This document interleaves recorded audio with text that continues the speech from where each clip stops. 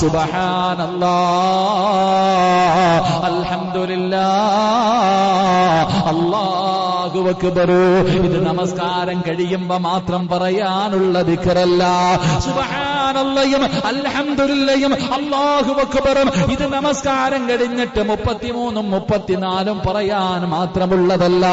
എന്റെ പ്രിയപ്പെട്ടവരെ, അല്ലാഹുവിന്റെ പ്രവാചകനാണ് പറയുന്നത്, കിടന്നുറങ്ങുന്നതിന് മുമ്പ് ഏതെങ്കിലും ഒരു മനുഷ്യൻ ഈ ദിക്ർ 33 പ്രാവശ്യം വെച്ച് പറഞ്ഞാൽ സുബ്ഹാനല്ലാഹ് 33, അൽഹംദുലില്ലാഹ് 33, അല്ലാഹു അക്ബർ 34, അല്ലെങ്കിൽ 33 പ്രാവശ്യം ഏതെങ്കിലും ഒരു മനുഷ്യൻ ഈ ദിക്റുകൾ പറഞ്ഞിട്ട് കിടന്ന അവന് ഹജ്ജും ഉംറയും ചെയ്ത പ്രതിഫലമുണ്ടെന്ന് ആദരവായ പ്രവാചകൻ നബി മുഹമ്മദ് മുസ്തഫ സല്ലല്ലാഹു അലൈഹി വസല്ലമ തങ്ങൾ പറയുന്നു.